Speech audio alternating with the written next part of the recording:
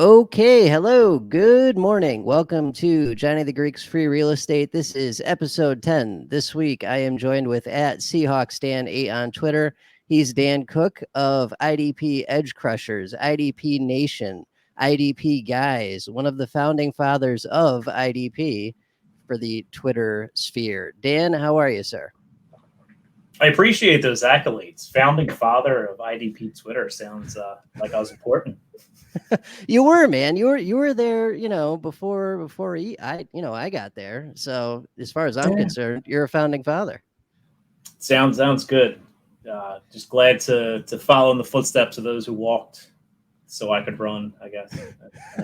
Now people are just lapping me endlessly, but That's all right. We'll get into that. So before we start, let's get the disclaimer out of the way because this is the year of our Lord 2022. We don't want to get canceled. So keep that in mind. This is a free fire zone.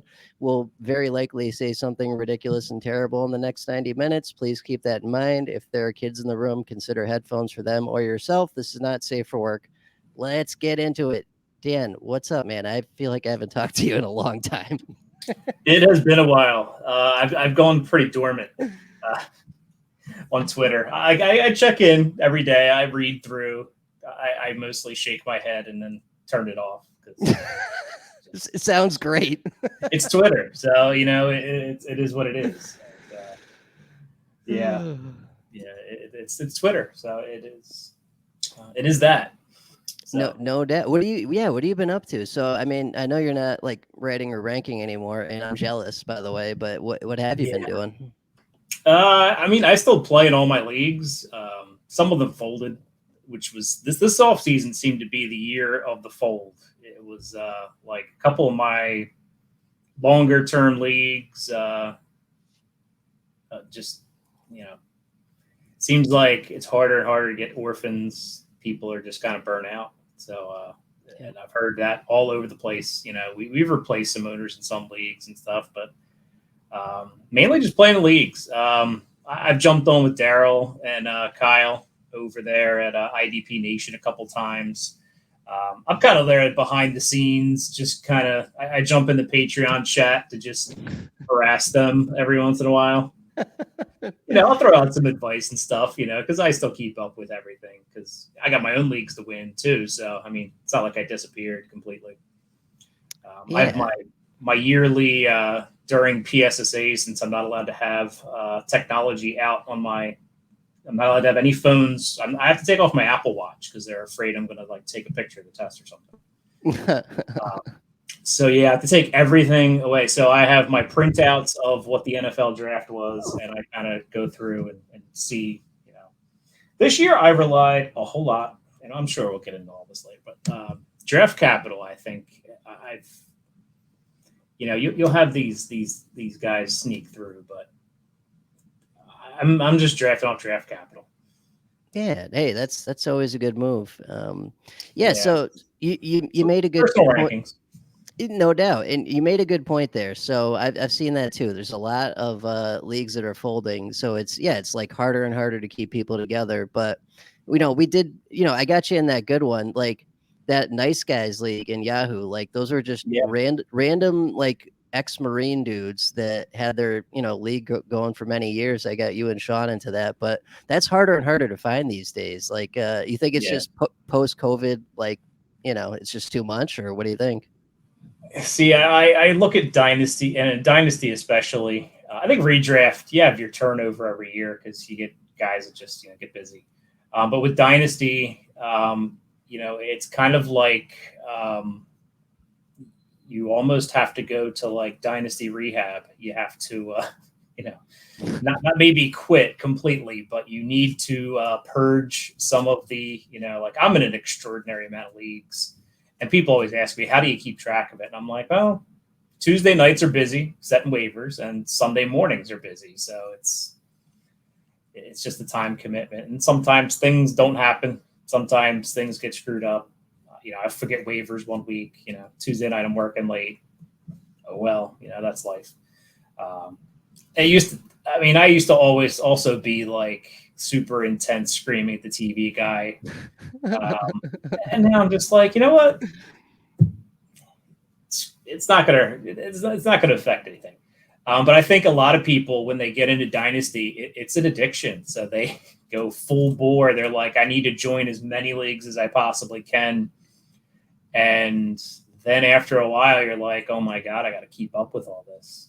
And it's like, you can't. Yeah. So you got to make decisions. And I think this year, especially, money's tight for people and they got to make some financial decisions, and they're, $120 buy-in for a league that they don't really like is just not appealing. So I had a couple leagues fold just because the commissioner was leaving and nobody wanted to step up. And I'm like, I really can't. I run a few leagues myself, and I'm like, I can't take on another league, just to save it. Like, it seems like it's dying already. So sometimes you just have to let it die. Yeah, that's true. And I think with if there's some of the free leagues I'm in, it's like people don't really care if there's nothing on the line. So some of them, especially on Sleeper, it seems like people, when Sleeper first adopted, they just jumped on a bunch of stuff. I think I'm in one that Sean started, and oh yeah, yeah, a lot of those are on life support. Yep. I think he checked in twice during the draft. I only get a draft pick, so he was just like, he had a pick in like the 5th round, drafted. I think we had to go find him at work or something. So yeah, flagged him down. That sounds about right, because he started a good 15 of those things during COVID, and man, that's it. It has been, it's hard to keep up with. I do what you do though. I do, Tuesdays waivers, tinker throughout the week, Sunday set alarms for inactives. Like it's doable. It's just a large pain in the ass to do it. It is, and this year was really tough because my son plays flag football, and of course, what day of the week do they pick for flag football but Sunday? Yep. I'm like, you people must not like football because you're playing games on the day you're supposed to sit and watch, the games. But so I'll be at, and this year I think they practiced before the game, so it was like 12 o'clock they had to be there, Eastern time. So I'm like trying to get the inactives and stuff, and I'm like, sitting on my phone. Oh. Yeah. I, of course, had the earbuds in listening to Red Zone and stuff. So I was, because there's no announcer at the game. There's nothing to hear. Yeah. That's the way to do it. That's tough, though. That's tough dividing that attention like that. Yeah.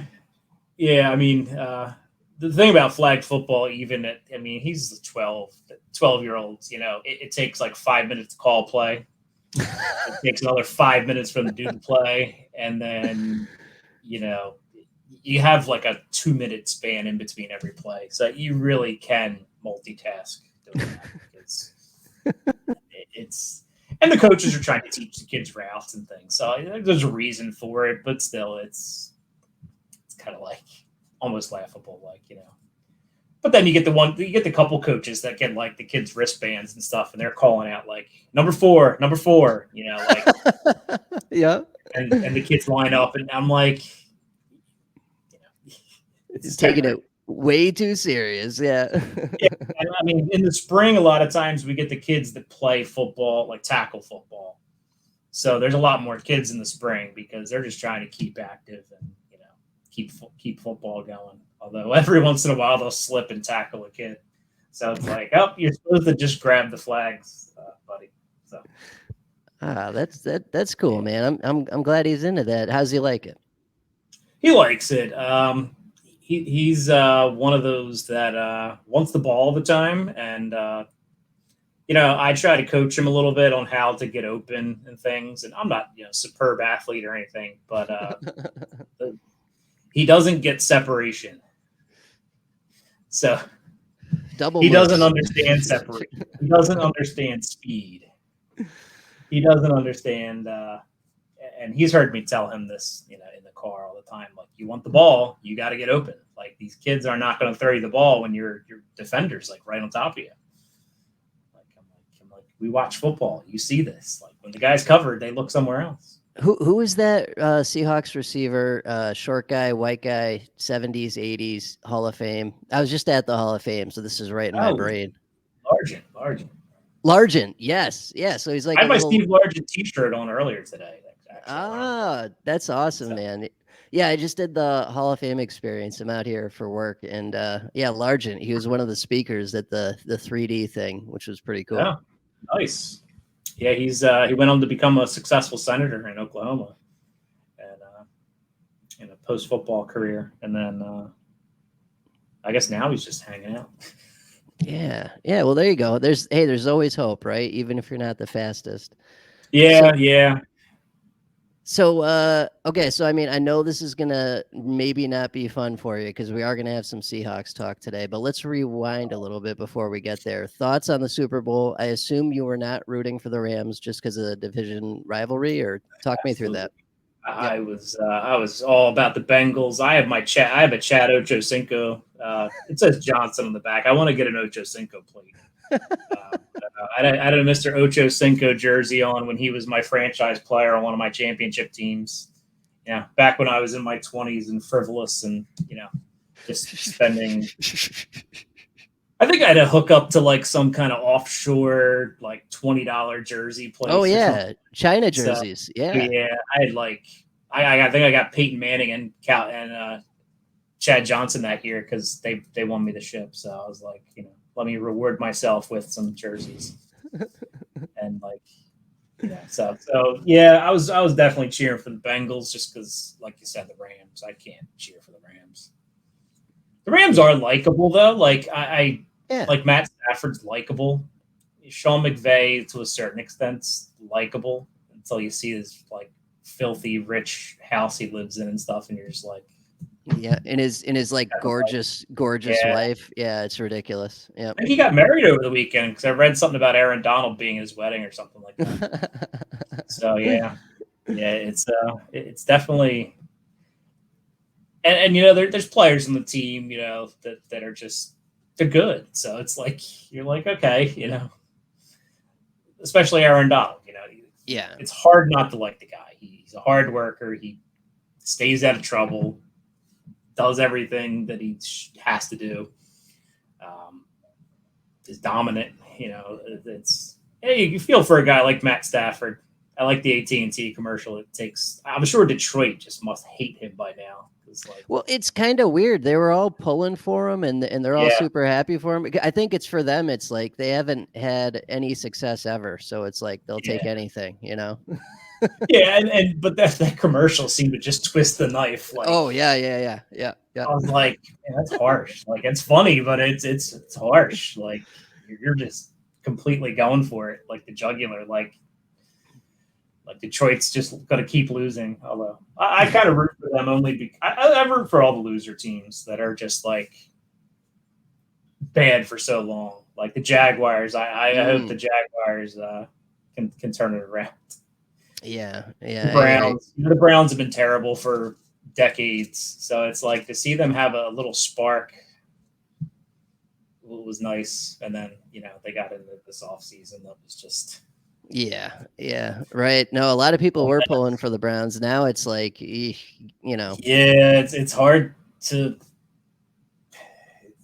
do that Yeah, now. Like you, all the court cases that are lined up. I mean, he hasn't been found guilty of anything. I know the court of public opinion has kind of hung him, and I don't know. I'm not an investigator. I'm not a lawyer or anything, so I haven't seen any of the files or anything. But like, it just looks bad. Like one or two people, maybe it's just a conspiracy, but there's an awful lot of people. yeah. Right. When you get up near 20, Yeah, that's not good. Yeah, yeah, not good. And to take a guy like Baker, who kind of was the star of the team, captain, leader of the team, and just basically be like, yeah, we really don't want you anymore. oh, I It's kind know. of like, and not, I mean, a tale of 2 years. The year before, he goes into Pittsburgh and slaps them in the Oh yeah, playoffs. yeah, And then the next year, they're like, oh, this guy can't win anything. So it's like, you just had this dude go into your rivals. I think it was in Pittsburgh it too. was. Yeah, it was. It was in And they Pittsburgh. just went in and slapped them in the first quarter. Yep. And is mostly Baker Mayfield doing that too. So it was like, and defense, and then the next year to just be like, it's a fickle league. It really is. Yeah. It's so fickle. I love that word, fickle, by the way. That's a great word, and it definitely is. We're gonna, I think, touch on that with some Russell Wilson stuff here shortly. But let's start at the beginning. So football, I don't think we ever did this, by the way, on when we had IDP guys. I know we had you guys on. I don't think we did the like interview though. So take me back. How did you start watching football? Was it a family thing? Like, yeah, my old man is a sports guy. He's all about sports. That's what that's what he grew up doing. He famously played sports every day with friends and things, and he famously he's right-handed, broke his right wrist. I guess he got a cast on it or whatever they did back in the day when he got injured. And the next day he was out there teaching himself how to throw left-handed and hit left-handed. And so he's a sports guy. So we've always watched football. It's funny because we would always be watching football and baseball and basketball and hockey when it was, when you could find it on TV, and boxing and everything. And it's funny because he used to make fun of me because I would, during the football game, get bored with like the game and go play like Tecmo Super Bowl. I wanted to just, play the video game. And it's funny because my son does the same exact things, except he goes and plays like Fortnite or something stupid like that. And I'm like, this is my punishment for what I did to my father all those years. Well, I did, we don't have attention spans back then. I did the same thing too. And now it's like, if I can sit for 12 hours of football, I'm sitting for 12 hours. That's happening. Yep. I got an imprint on the couch from September to February. It's bad. I mean, obviously flag football happens for 8 weeks. And then once that's over, man, it's I dig in. Fortunately, my wife is gracious enough to allow me the time of, she knows I'm useless when there's football on. So it's works out. Asking me to do anything responsible from 1 p.m. till the next day is just irresponsible on anybody's part. Yeah. Because I'm going to be distracted. I'm going to be checking my phone. I'm going to be trying to look at the TV. So, but I have taken it upon myself to make sure everything's done by kickoff. So laundry needs to be done. It's done by kickoff. Kids need something. It's done by kickoff. And it's worked out. Yeah. Sometimes I get the angry looks and stuff. But it's okay. That's par for the course. That's a good strategy though. And when you're not watching football, you're a teacher, I believe, right? Yes. Yeah, I teach 4th grade outside of Philly. Pretty much right outside of Philly. It's a challenge every day. It's especially this time of year. Kids are looking forward to vacation. I'm looking forward to vacation. PSSAs are over. It's nice out. Yeah. So it's a struggle, but we try to educate the youth of America. Yeah. What is it? All subjects or anyone in particular? Or? I used to do all subjects. I think next year I'm going back to all subjects, but right now I'm teaching reading, language arts, and social studies. And my grade partner teaches math and science, so we switch off classes, which I kind of like because then I could focus on 2 things instead of having to go through 4 different books in a day. It's interesting, but I mean, there's pluses and minuses. When you have your own class all day, you can kind of shift the schedule. You can do different things, but it's nice having 2 different classes because there's always some students that just you need some space. It's like any relationship. Sometimes you just need some space, and there's always somebody in the class that needs some space. from me from them for a little bit. There's only so many times in a day you can tell somebody to sit up and pay attention. So. Right, especially at that age, man. Yeah. Yeah, and it's tough, and kids. I don't know. I have 2 kids of my own. I know how it is at home sometimes, and it's busy, and getting back to school in the building this year was a challenge in itself because I taught from here.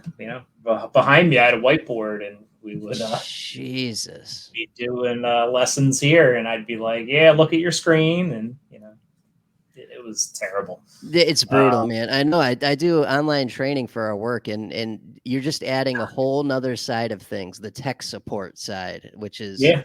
brutal. The first month was just talking kids through how to do things. Yep. Right. And still, like, some of them, like, it's May, how to edit a Google Doc.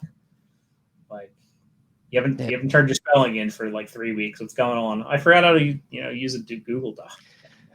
Oh, I know. But I mean, teaching. The thing about it though, when I was in 4th grade, word processing really wasn't a thing.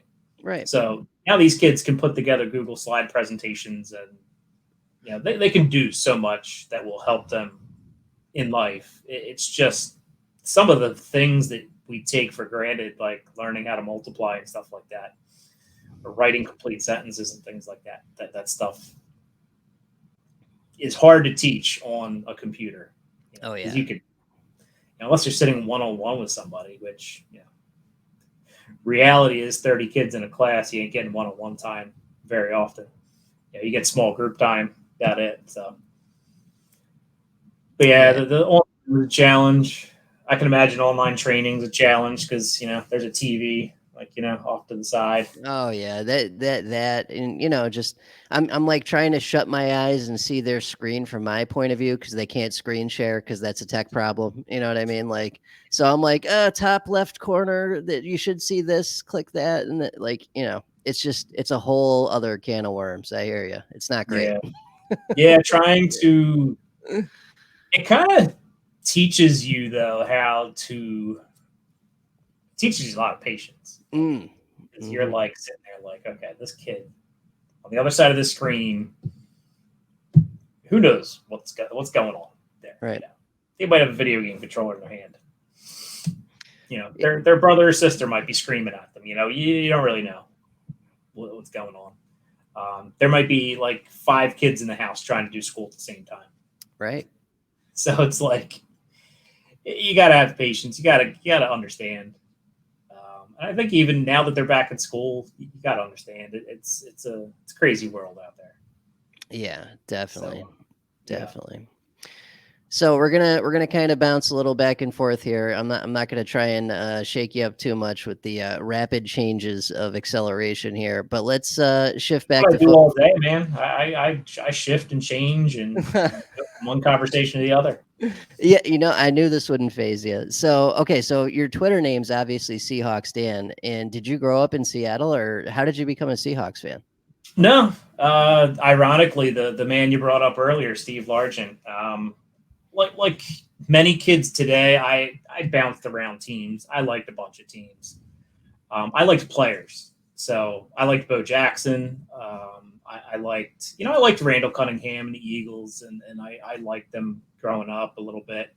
And my dad beat that into my head for years. But I eventually just snapped off and became a Seahawks fan. And Steve Largent had a lot to do with that when I was little. And I don't know. I guess the lovable loser in me, the liking the loser teams latched on there because they were terrible when I liked them. They were not winning. They were getting blown out on Monday Night Football by Bo Jackson. So, right, and then things got better, right? Well, Hasselbeck a little bit better. It took until I was in college, right, Sean Alexander, till I was in college, they were terrible. Ooh. And then Sean Alexander and Matt Hasselbeck came along, Lofitz Tupu, they built the team up and were pretty good. Big Walt on the left side and Steve Hutchinson, the damn poison pill contract with the Vikings. He ruined it. Thanks, Hutchinson. You're a Hall of Famer, but you ruined the Seahawks mini dynasty. Him and Jerome Bettis ruined it because the bus. They got to get Jerome Bettis a ring that year. So that was obvious. Yes, they possibly could to get Jerome Bettis a ring. Yep. I'm an Notre Dame guy too, so but Jerome, I hate the Steelers, and I've hated them. I think I kicked up 10 notches after that Super Bowl. My hatred for the Steelers. So yeah, I'm with you. It was tenfold after that. It was just they became. I may hate them worse than like the 49ers and Rams. Like, oh wow, that bad. So. Wow. Well, I mean, there's a lot of bullshit with that Super Bowl, from the fake controversy where the tight end on the Seahawks said we'd like to win the game, and the Steelers linebacker, I forgot who it was, said, "Oh, they guarantee to win," and then used that as bulletin board material. And the refs were so bad that game. It was Jeremy brutal. My favorite, and I didn't complain afterwards because I knew everybody would just say, "Oh, you're just complaining because your team lost," whatever. But I had other people sticking up for me. My friends that are like Eagles fans or Patriots fans or Cowboy fans or whatever. They're like, "Yeah, that was a bunch of crap." My favorite penalty from that game was Matt Hasselbeck threw an interception and proceeded to get a holding penalty called on him while he was trying to make the tackle. Like, how can you hold when you're trying to make a tackle? Yeah. So I don't know. But I'm sure Matt Hasselbeck says the same exact thing. If I ever get to speak to him, I'll probably ask him that. Like, did that penalty just make you want to throw something at the refs? I don't know. And then the very next play, I think, was Willie Parker running for like 75 yards or something like that, which just was the nail in the coffin. Like they were just done after that. Yeah, so that was brutal. But then you guys, go into the Legion of Boom right after that, get Russell Wilson, so things were good for a while. Things were very good for a while. I mean, with Russ, you always felt like you had a chance. Like, and the years. The game against Green Bay, they had no business. Winning. None. Yep. No business coming back and winning that game. And the fact, that just cemented the fact that any time Russell Wilson has the football, you have a chance. Which, I'm sure your next question is what about this year? And we may as well. I have no ill will towards him. Him and Pete Carroll obviously had issues. Philosophical issues. I wish they picked the guy that was younger, and not that Wilson has. He has a few years left of relevancy, probably. But Pete Carroll's like 70 something, right? And they're going full rebuild. You're going full rebuild. I mean. Makes no sense. I guess in Pete Carroll's mind, it's not a full rebuild. They got Drew Lock. They got some line. I mean, in his this is his mind. He can't rebuild. He's a 70-year-old man. Like, as a 70-year-old, you can't think. I mean, I'm 41, and thinking rebuild, I'm like, oh man, how long is this going to take?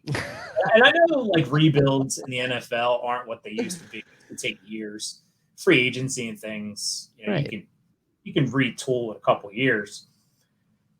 But the one thing that I think makes me feel better about the whole thing is I listen to Daniel Jeremiah and Bucky Brooks on Move the Sticks a lot.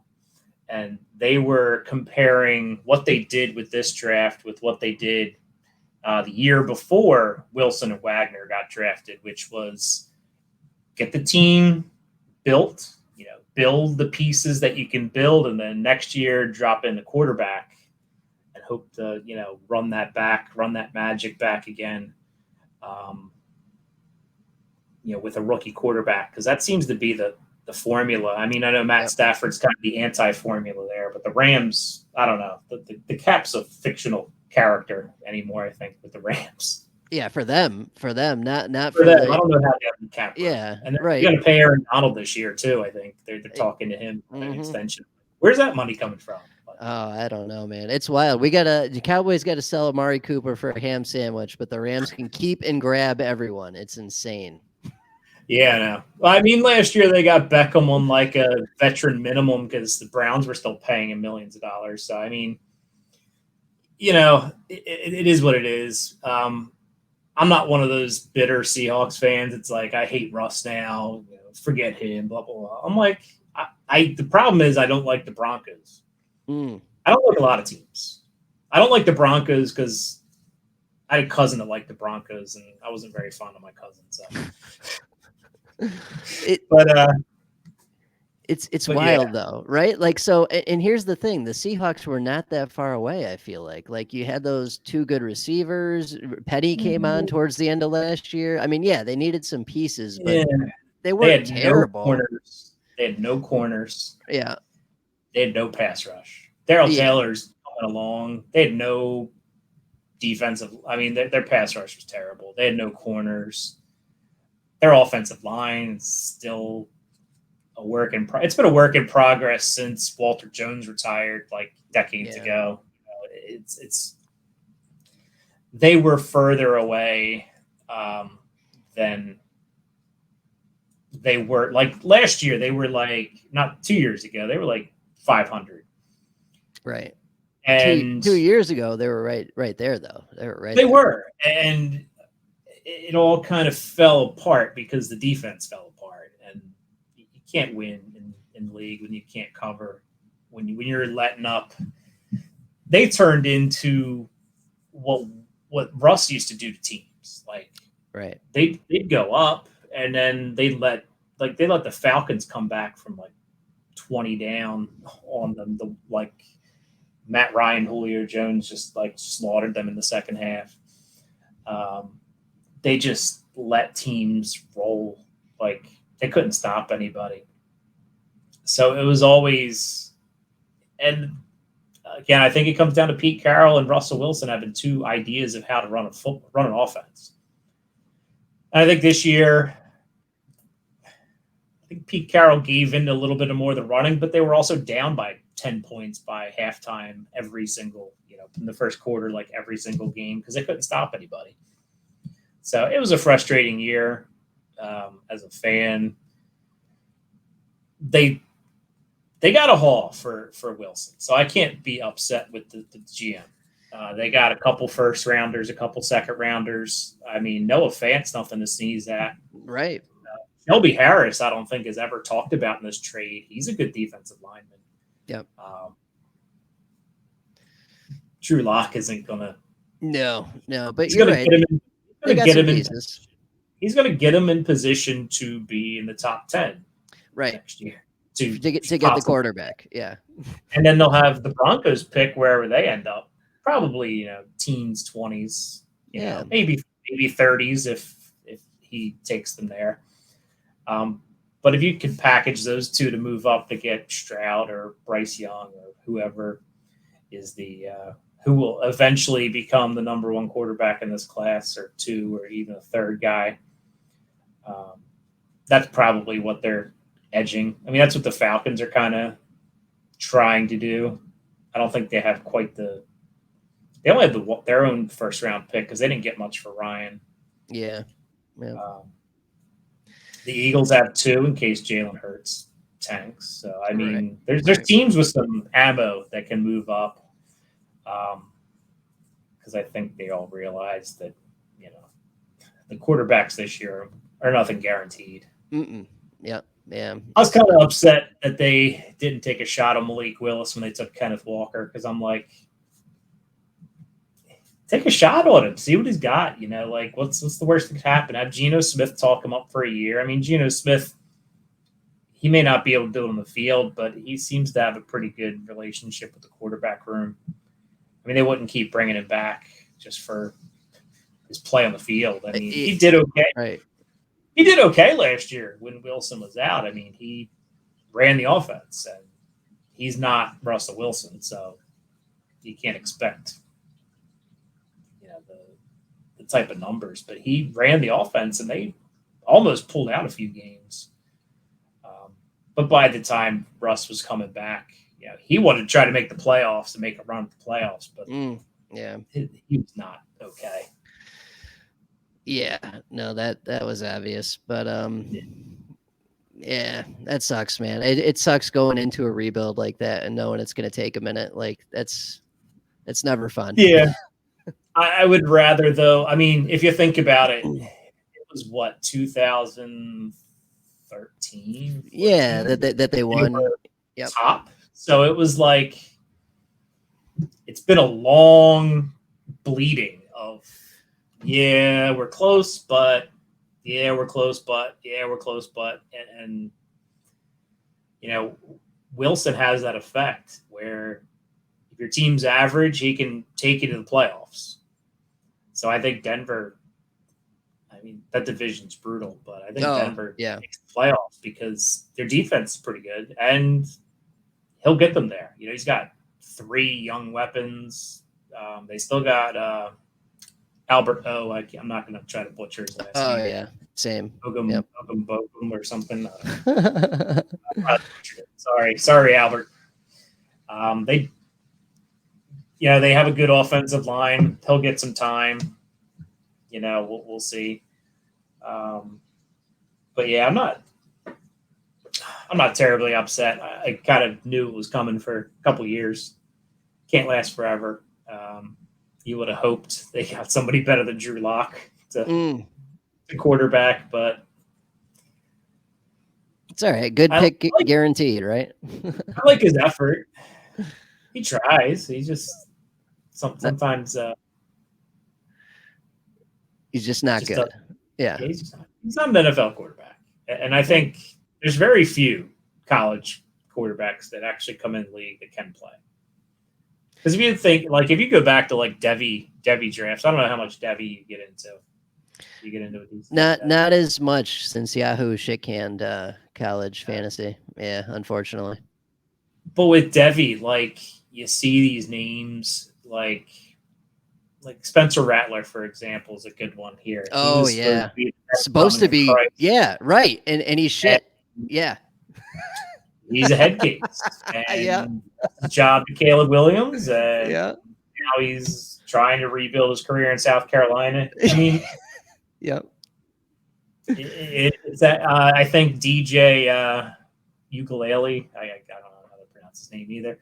From Clemson, he was supposed to be the top, one of the top 10 Devy prospects for this coming draft class, and I get the Devy Watch every year. I don't know if you ever read it. There are a lot of guys that used to work with over at DFF. They branched off and did the Devy Watch, and they have their own site now. And little shout out for them. Maybe they'll give me a free Devy Watch next year. But I downloaded it today, and it was he was 75th prospect. Oh wow. I was like, yeah, you can't bank on these surefire. Quinn Ears last year was everybody's got to get Quinn Ears. He's going to Texas this year. And I'm like, in 2 years, he could completely flake out and be Major Applewhite and just be a decent college player. And that's about it. So. Yeah. Yeah, it's tough, man. It's tough, but no, I think you got a good point. May as well just get it over with, get them into the rebuild. At least they did some smart things. They did some dumb things, but going offensive line. It's just funny because Russell Wilson's asked for help on the offensive line for years, and they finally do it. I mean, they're bad enough that they got a Denver's pick at 9 and were able to do it. And they had some options there. They went and got Mafe in the second round and Kenneth Walker. And Kenneth Walker's a good player. Yeah, I just don't know that running back was what you needed. Yeah, what you needed. Like Right. you're not going to be winning games, so you're not going to be pounding the ball 40 times a game, Right. which is what Carroll wants to do. But yeah. you got to be up to do that. Yeah. You got to be winning. You know, you can't be like the Titans that just pound it 40 times no matter what, because Derrick Henry's just going to Right. You know, beat bank them it, down. break. Yeah. Tear 'em Right. down. Take a couple to the house. Right. So all right, rapid fire back and forth here. So, give me, you got a good story from like school this year, something funny, or something from your childhood that's funny. We're looking for like a good funny story. I've gotten some Good, decent ones out of this question. funny story. Yeah, a short one. So, buddy of mine, Yatsik, and I used to. We're into wrestling. We're still old wrestling fans, and we were wrestling fans back when we were younger. And after the pay-per-views were over, we used to do a little bit of wrestling outside for shits and giggles to screw around.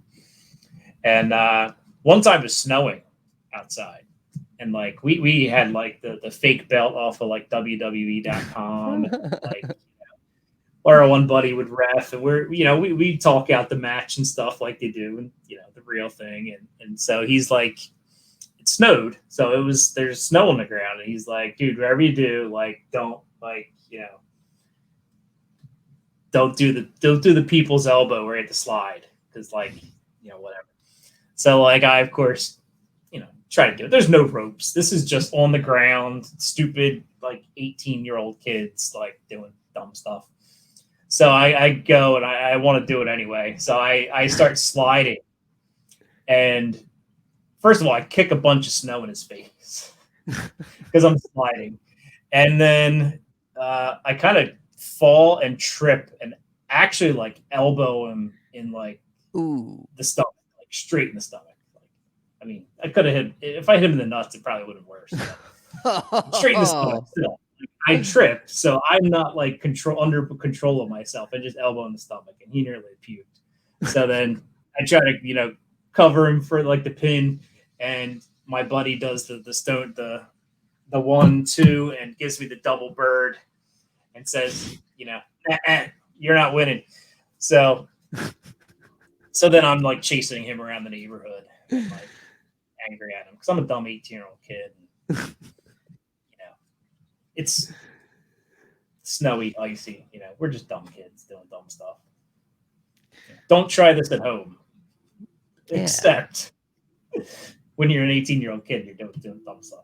Well, have you seen that kid on YouTube that does all the wrestling moves, but he jumps onto like broken glass and shit? Like, that's just crazy. Yeah. Oh yeah. That just reminded me of that. Like, yeah, he's a crazy person. Jumps off picnic tables onto like light bulbs and stuff, like doing the people's elbow. Reminds me of Bill's Mafia. Yeah. Yep. The tables and stuff. I love watching those videos because I'm like, that dude just got messed up. His back is gonna hurt for days. That's the old man in me saying, what these dumb kids doing nowadays. When if we had tables, that, we would have probably done the dumb stuff too. Oh, no doubt. Yeah. So take me into how'd you start on fantasy, and when did you start playing fantasy? How'd you get into IDP? Give me like the timeline here. So remember the magazines? They used to make those things. Oh yeah. So the season magazines, they used to have the salary cap things you'd rip out and you'd mail in or whatever. So me and my dad and his friend and his son would have a 4-man salary cap league that we would, USA Today at like, my dad would keep track of the scores and stuff. So this was like, 90s, mid to late 90s. Pre Yahoo, pre ESPN, yeah. Pre-technology. Right. Yes. Right. This is when Instant Messenger, AOL Instant Messenger was a big thing here. And I was a wrestling nerd, so I think it was Great 1-8 was my Instant Messenger name. So big Rock fan here. Young Rock's a good show if you've never seen it. I have not. No, I'll have to check that out. Yeah. It covers him through college football too. There's some funny stories about his college. Um, he was beat out by Warren Sapp.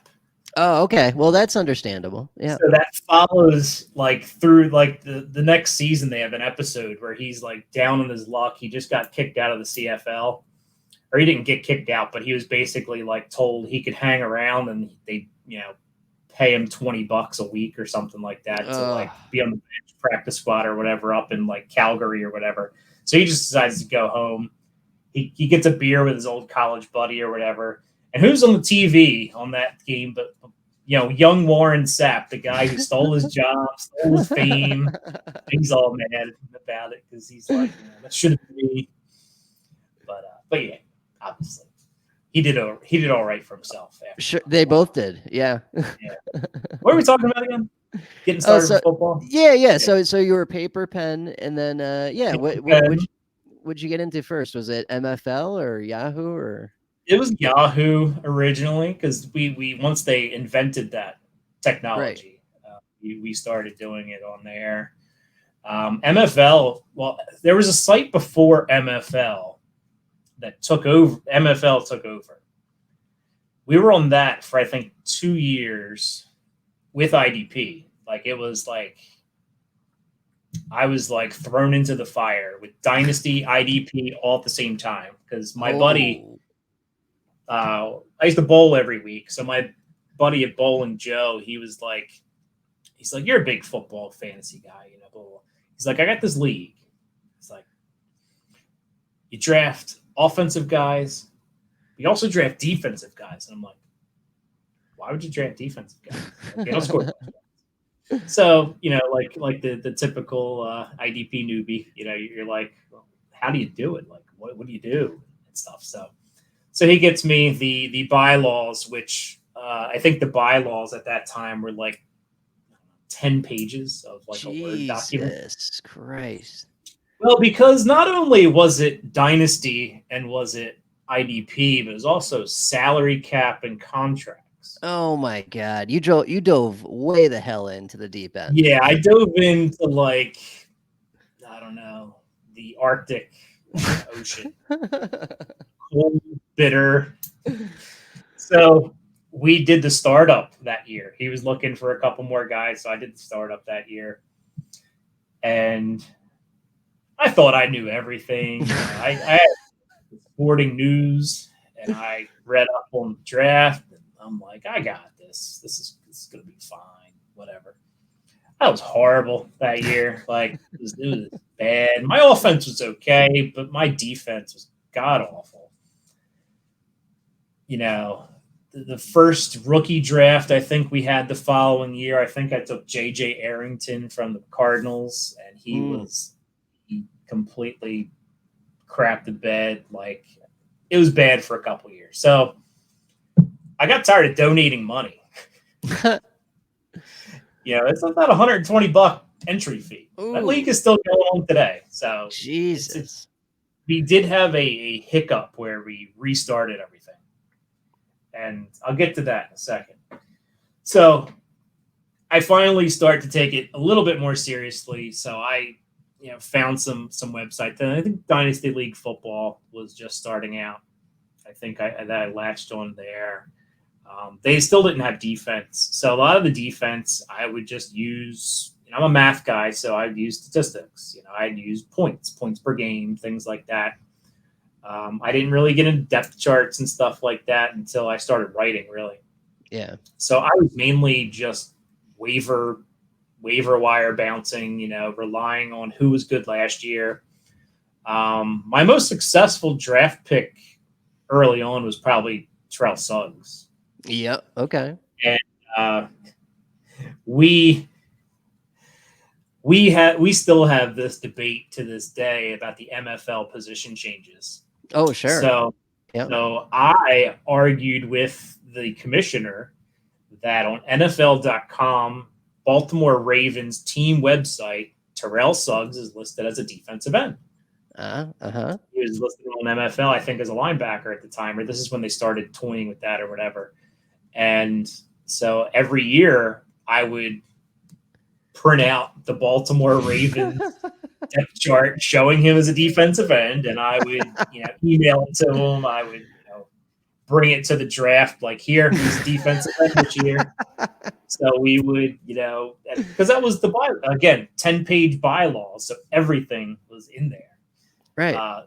So it was pretty intense. And he made him a defensive end every time. Yes. That's awesome. NFL is customizable. You can change positions. So. Right. That's awesome, man. That's such a goddamn good idea. I can't believe no one else has ever said that, either on this show or that I've ever heard of. Like bringing proof to your commissioner and being like, nope. This OLB is actually a DE. Like that's the great. Team. Now the problem is nowadays teams do list, like if they run 3-4, they kind of do list them as linebackers. Right. Like right. TJ Watt's listed as linebacker for the Steelers. Right. So his job is a pass rusher. Yeah. This is why I know Hollywood hates this word. We just need to develop the edge position. That's it. That's what Right. It's not that complicated, but it's crazy. And I think the criteria is easy. Do you rush the passer on 70% of your snaps? Yeah. If the answer is yes, then you're you're an edge. Right. If you drop back more than that, then maybe you're a linebacker. You're an off-ball linebacker that blitzes.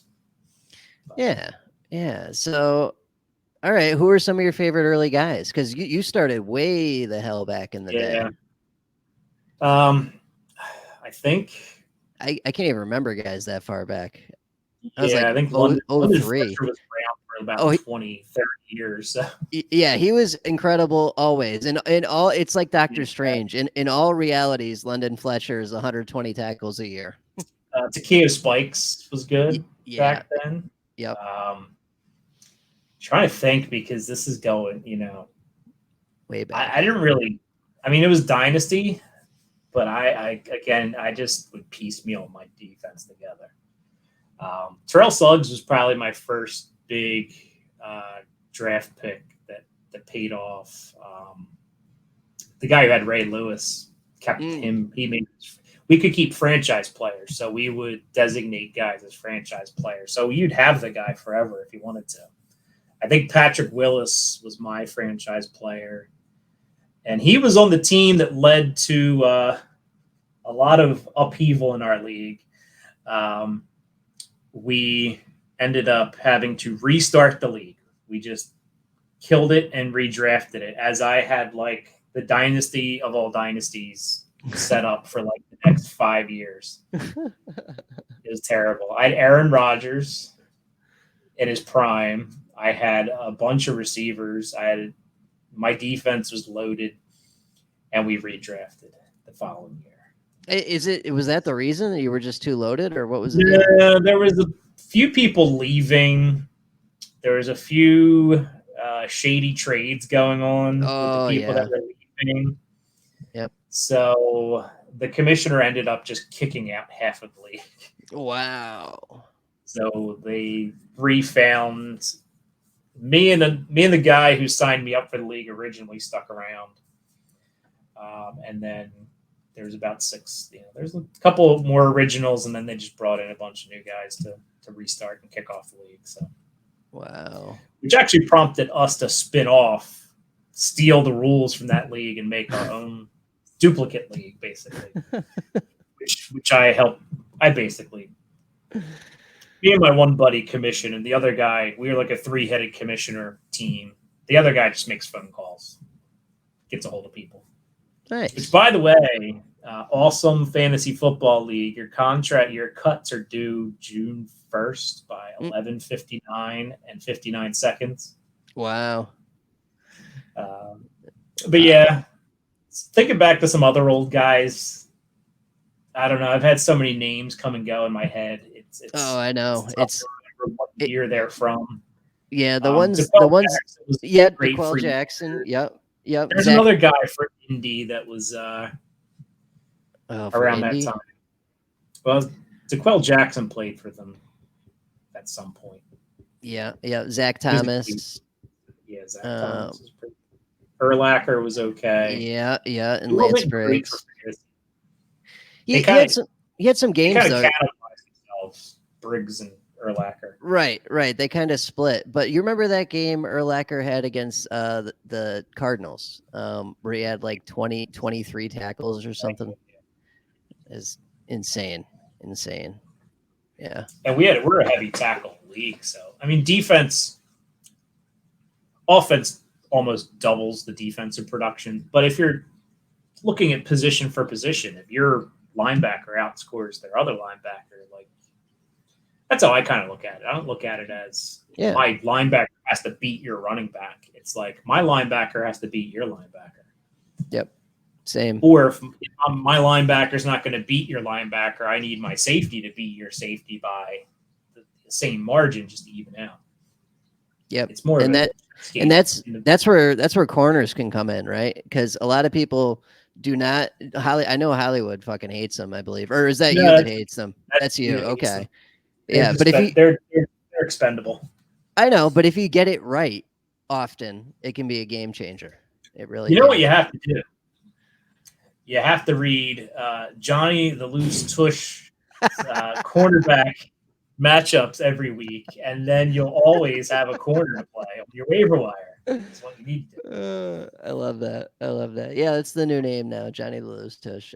Yeah. Dan, you've been missing some things. I just don't give a shit anymore. I'm gonna write about I'm gonna write about cats this year. We're making a cat themed.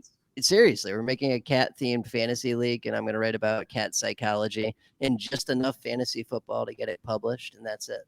They are a lot of cats are very schizophrenic. From what oh yeah, cat when I was little. So yeah, they're my cat when I was little. It was one of those psycho cats that you'll pet it and it'll be purring and then it'll bite you. Oh yeah. Yep. That happens. So besides, do you play any other fantasy besides football, or what do you do when you're not playing fantasy football for hobbies? I do some fantasy baseball. I got back into it. I quit fantasy baseball for a few years. But since I got more time on my hands now, I can set a lineup every day. So I'm in a one fantasy baseball lineup or a big team. I used to do hockey. Hockey was tough because you have to pay attention to goalies and things, and I don't have the time to like check stuff at 7:00 at night.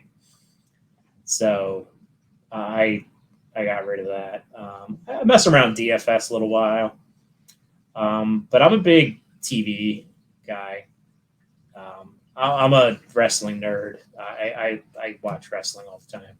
So nice. But TV, and that's the one thing that I think I missed when I was podcasting like twice a week and writing and shit was I like my TV. Like I like being entertained without having to do something myself. So yeah, I like watching a comedy. I like watching, the HBO shows that always seem to knock it out of the park. Always. Well, fuck it. Let's go out of order. Let's get into it. Favorite TV shows all time, favorite movies all time, and what you're watching currently. All time is tough. Just a couple. You don't have to go crazy. Yeah, I loved Breaking Bad, and I completely commiserate with him as a teacher. So underpaid, undervalued, and just go crazy one day. Why not? Yeah, start selling meth. Yeah, I'm not sure I'll go that far, but I might go crazy these days, definitely. But Game of Thrones, I still appreciate the end was kind of but Lost was that way too. I don't know if you ever watched Lost. It was such a buzzkill, and I remember Lost and Game of Thrones had a similar caught the zeitgeist in a similar way, except the directors of Lost swore up and down it wasn't purgatory, but spoiler alert, it was purgatory the entire time. I guess because people figured it out, they were like, I can't just admit that it's purgatory because of the show. Right. Yeah, those are some of my favorites. I like weird stuff.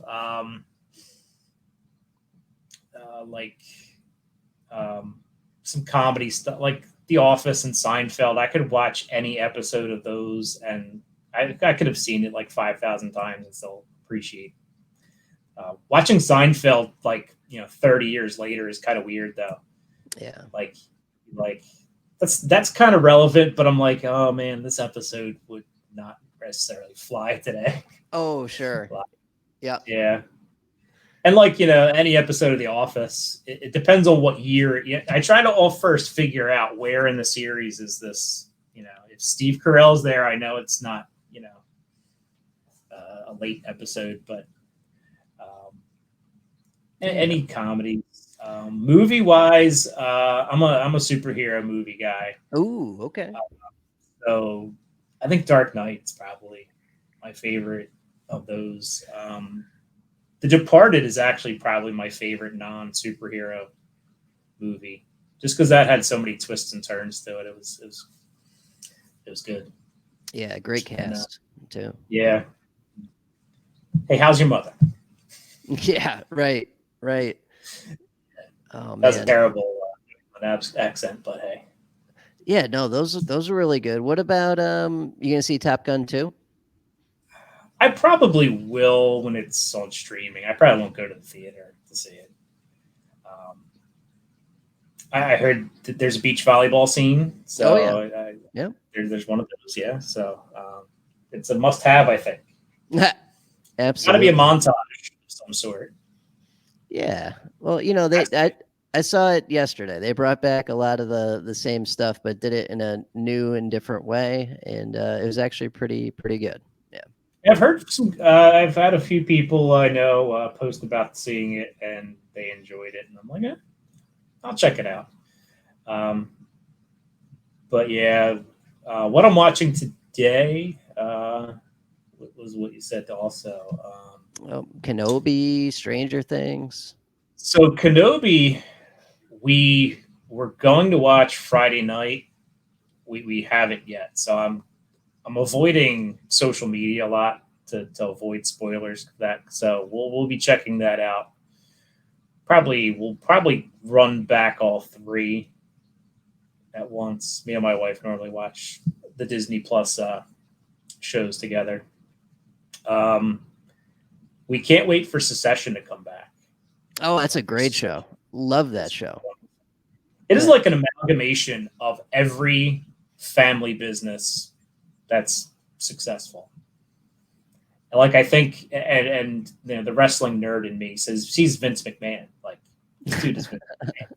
Right. He tells everybody to F off every 5 seconds. He does things his own way. He doesn't care about anybody else. He's like him. But yeah, Succession, I'm definitely looking forward to that getting back in. I'm looking forward to the House of the Dragon, the Game of Thrones spinoff coming up. Same. Righteous Gemstones. Yeah, HBO does not do bad TV. They're incapable of doing bad TV. I mentioned Young Rock earlier. Young Rock is good for like a PG. Yeah, non-HBO content, right? yeah, non-HBO. Better Call Saul's wrapping up. Speaking of Breaking Bad, so I'm a few episodes behind on that, but I'm catching up.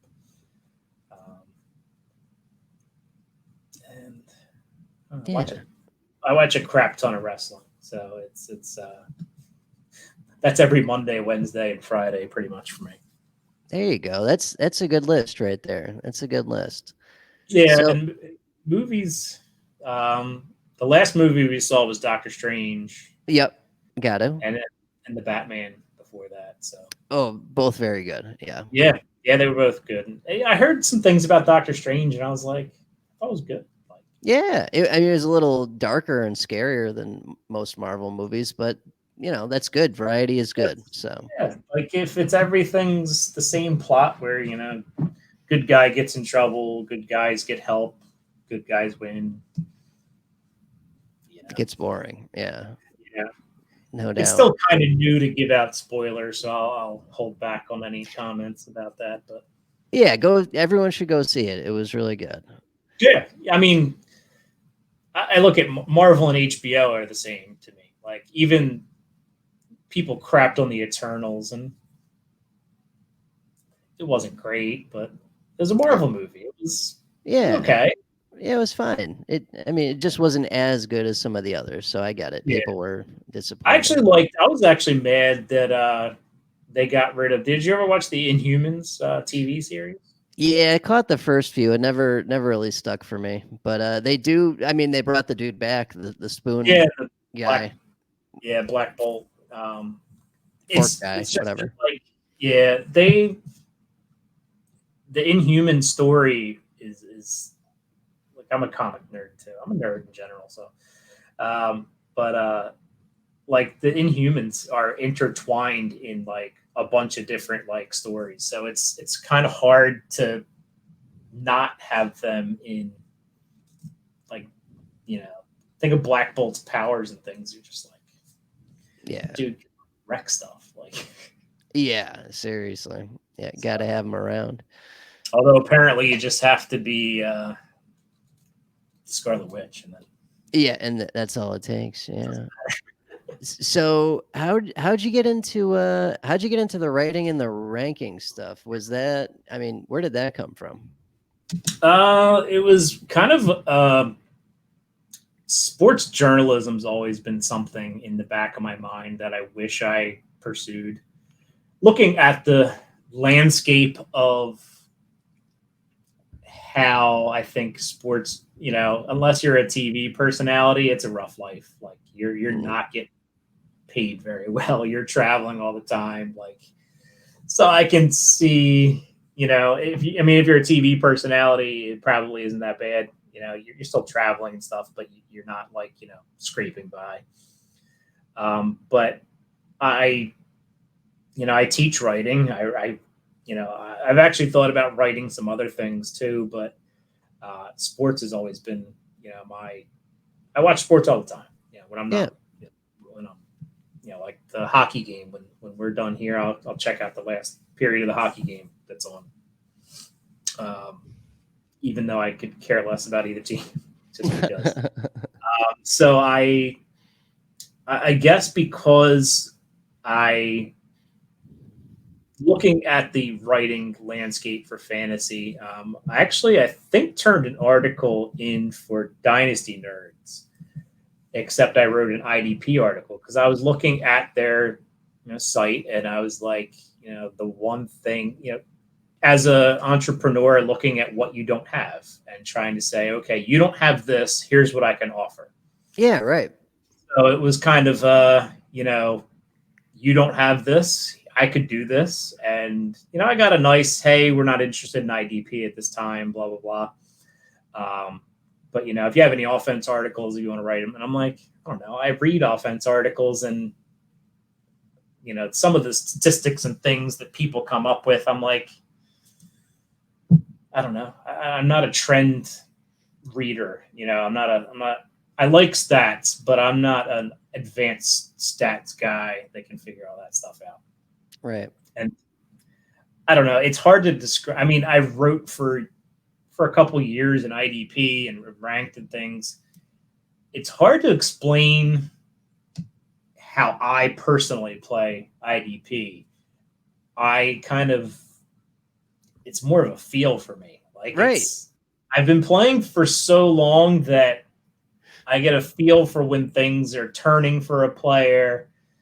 Watching football. I mean, I watch Red Zone, but I watch every primetime game. I listen to NFL Network. I watch NFL Network all season long. My wife hates it, but I'm constantly watching and listening and taking information in during the season. Um, this off season, I completely shut off anything football related, pretty much. Around the draft, I picked up the Move to Sticks podcast and listened to some of that, but I've been doing audiobooks instead on Yeah. my so I've completely cleaned the slate from football for the most part. Um, but then I just tried again. I took my same article I wrote. I think I updated a little bit. I think the next year I submitted it to Dynasty Football Factory, and they had an IDP department. Actually, Daryl was one of the dudes there, and actually the guy, he's a commission a couple of my leagues, John Orr. Yep.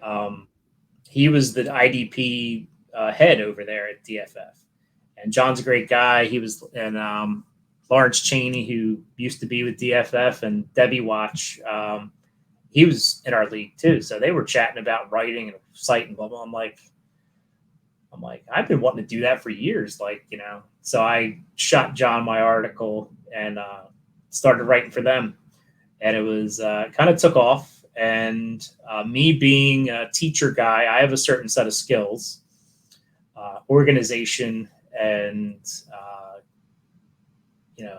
putting children in their spots and guiding them to missions. So John got busy with life and stepped away from writing and ranking and things. So then I kind of took over the IDP department, and I came in guns a-blazing, wanting to make changes, making organization a little better, trying to make communication, because IDP was the redhead stepchild of fantasy football. It still kind of is. I feel like people, the elites look at it like less than a lot of the elites. Like you never hear. Like I appreciate Mike Clay on like the ESPN, talking IDP, and he knows a lot about IDP, whereas Matthew Berry seems to be like, don't care. Not doesn't do anything for me.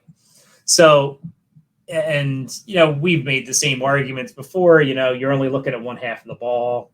Right. You could, doing all that stuff. So, so then I have this problem where I take on probably too much on my, because I get ideas and I like to put those ideas into place, and then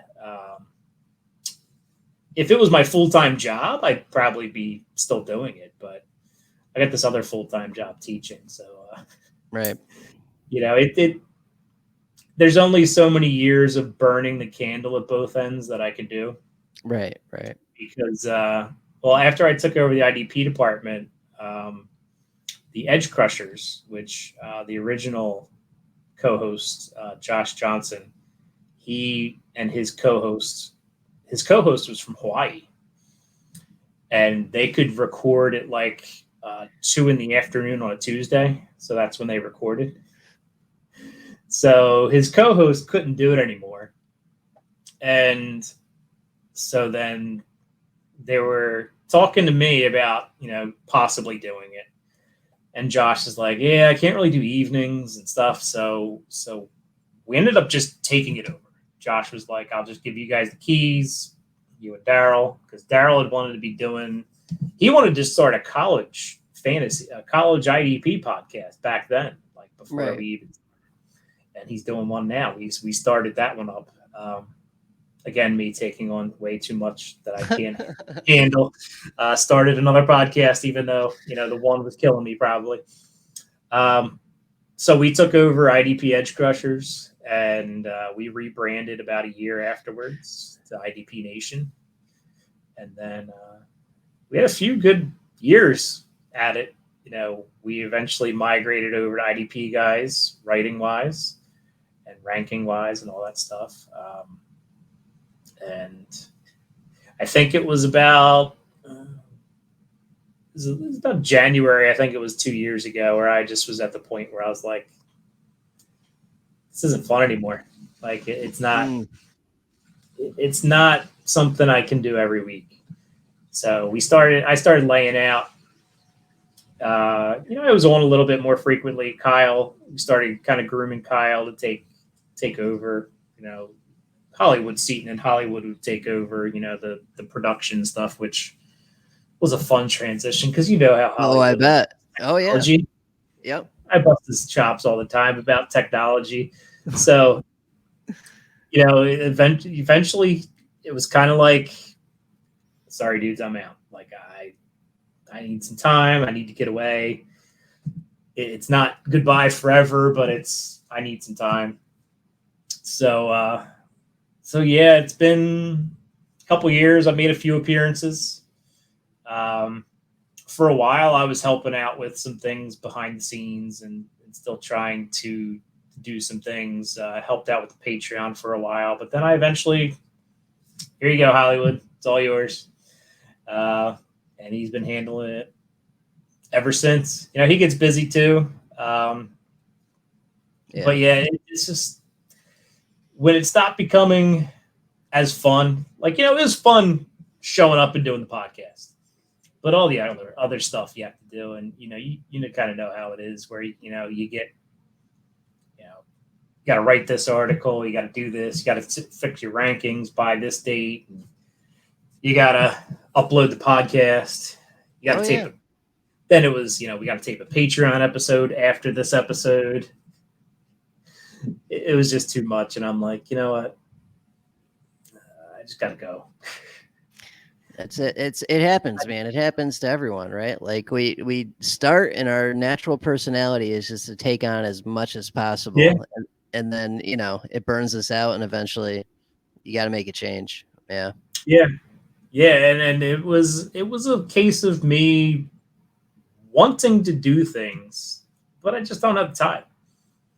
Like I said, if it was my full-time job and I could devote all of my time to it, sure. Like, game on. Let's do it. Let's have a magazine. Let's do, hours of tape watching, but these professionals do all that stuff, and it's the only thing they have to do. So, right. And, you're trying to match their work, it's competitive too. You want to, get your name out there. You want to get, promotion. I hate promoting because I hate talking about myself. As far as, come listen to us, come do this, order this for us, that kind of stuff. I hate doing that stuff. Like, yeah, like you don't have to buy my stuff. Like, yeah, even like the Patreon stuff. Like, I appreciate the patrons that joined and things like that, but I hate asking people for money for stuff, Yeah, no. Like, I wish ESPN would just give me some money to do this, and then Yeah, right. They can afford it. Yeah. Yeah, I look at it. I'm like, all the money I spent on like a PFF subscription and like stuff like that. I'm like, it's a lot of money. Like, yeah, just stuff to be able to prepare myself to not sound like an idiot on a microphone. Yeah, a lot goes into it, no doubt, man. Yeah. No doubt. And I don't think people realize to do something well, the amount of effort you have to put in pre-production, like pre-show, like show sheets. Like, you handed me the list of questions before this, and I'm like, what's this?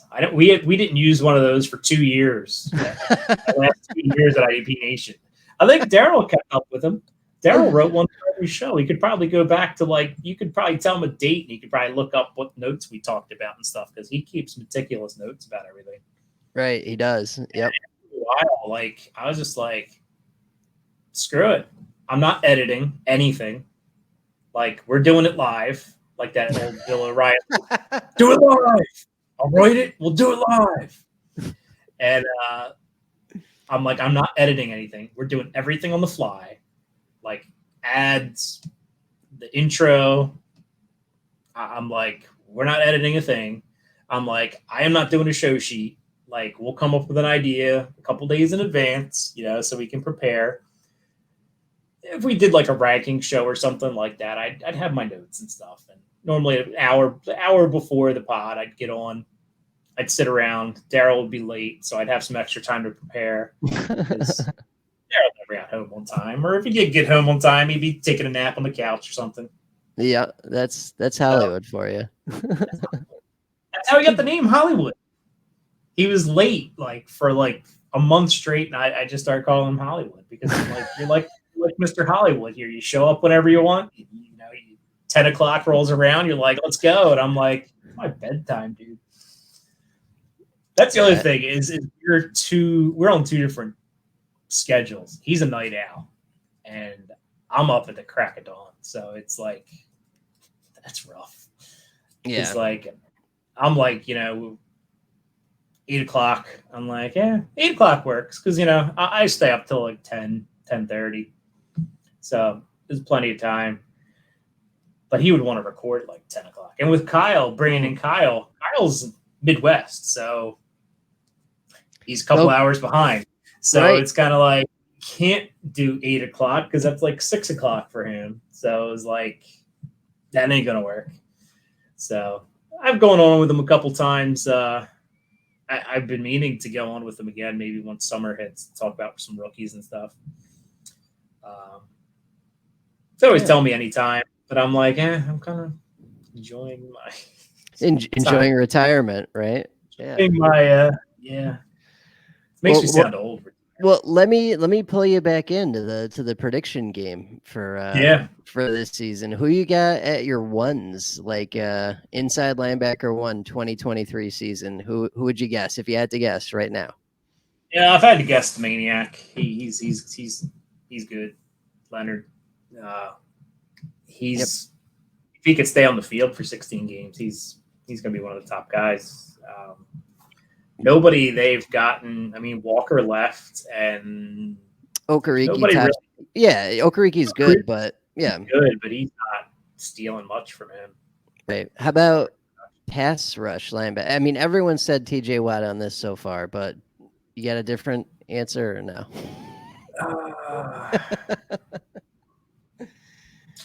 It's tough to pick against him because he's just so dominant. Right, and I'm not saying defensive end, I'm saying pass rush linebacker, so that makes it specific, I'll go Myles Garrett just because I think he has the potential to.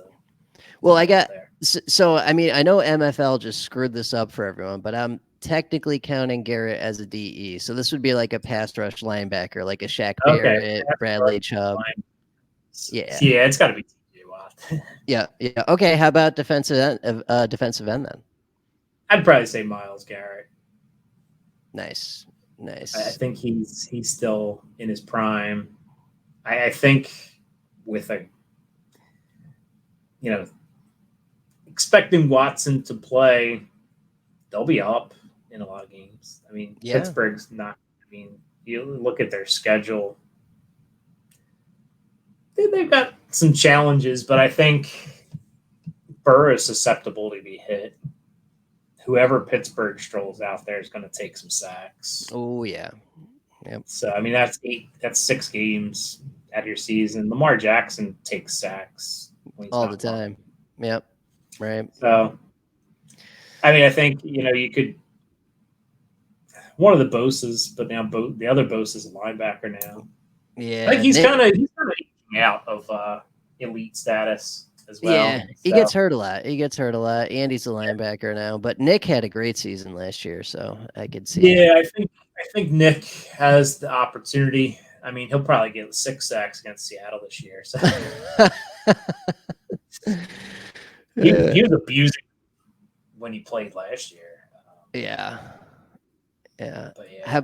How about a defensive tackle? I mean, if Donald does resign, I mean that pretty much answers itself. But I'll go with Simmons because I'll just go for something different. Yeah, I could see that. He had a real upswing last year. Yeah, I mean, he kind of plays like Donald does, some in, some out, and he's a beast when he gets going. So yeah. He was a good pickup for them because his injury, they thought he wasn't even going to play the first season, and he ended up second half of the year like blazing. So, and then last year he had a solid year. D tackle, it's a lot about the guys around you too. Like, right? How much attention are they pulling off of you? Because they have a lot of average guys that. They could rush from anywhere though. Like they had a bunch of guys that piled up, maybe not double-digit sacks, but I know they had Landry. I know how much Hollywood hates Landry, but Landry had a great season. Yeah, and they had about 3 or 4 guys have multiple sacks. They seem to be sending them from everywhere. So if you can pull attention away.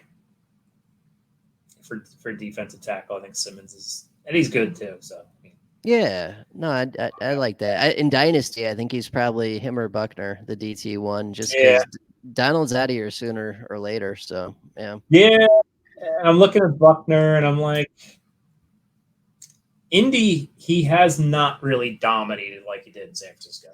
Yeah. Oh yeah. So it's a different. I think it's just a different team. Yeah. In It's San different. Fran, they were kind of letting him loose, and Oh yeah. Yeah. Different setup. he's more of a run gauge guy. Seems for Indy, but Yeah. not making. How about safety? So this is the one answer, this in corner, that I have not gotten, the same answer a bunch of times. Yeah, safety is It's a it's tough tough one. because a lot of my go-to guys they weren't good last year. Like, Right, or they get hurt a lot. So yeah, Derwin is gonna get hurt. Jamal yeah, Adams, what the fuck happened there? Like, he got hurt. I think his ego got hurt. yeah, He's just like they might as well make him an outside linebacker. Like he's not really a safety anymore. right. They rush him. I mean, they had to, but this year they shouldn't have to rush him as much. So they should, in theory, have him, play more box safety. But Antoine Winfield, I guess, is a guy I'm going to go with. Ooh, I like that. I think he is. This is his third year. Mm-hmm. They have a great team still. Jordan Whitehead moved on. I think they brought in somebody. Oh, I can't remember. Logan Ryan, but he'll probably be. Well, I don't know what he's Yeah, gonna do. I don't know what they're gonna do. Got Neal's there too. I think he shouldn't steal a whole lot. But No, yeah, I think that'll give Winfield more playmaking because I mean he's a playmaker when he gets chances to. oh, no doubt, no doubt. What about corner? This is a toughie. My bad. Trent McDuffie. Trent Kansas McDuffie. City. Yes. Really? First round pick from Kansas City. Okay. Well, I mean, he'll play 100% of snaps likely. He'll play 100% of snaps. He'll get targeted a lot. They're going to be in AFC shootouts. Wild, Wild West. That's a good point. So sure. You know what? That's a damn good shot in the dark, and that's the first time I've heard that for an answer. That's a good answer. Well, you know why? My theory on corners has always been I throw darts at a few rookies, see who's. I normally pick rookies who are going to play 100%. Right. So the dude with the Bears would be somebody. The guy from Buffalo, Elam, I'd probably draft. I'll take any one of those guys late, and then if they're showing a lot of snaps, I'll start playing them in hopes that they get targeted a lot and picked on a lot because most quarterbacks want to see what the rookie's got. They want to treat them like a rookie, and the good ones will abuse them. So yeah, and I figure with Mahomes, you're gonna get tons of shit. So and Herbert, the Raiders just added Devontae, Russell Wilson's there, like lots of opportunity. They're not going to run much. No. I mean, look at the run. I mean, Javonte Williams is probably the one that's going to run the most out of all those teams. Yep. Yeah. How about who you got in the Super Bowl in what is this, May? Nobody circles the wagons like the Buffalo Bills. Ooh. Actually, I have a friend here who would like to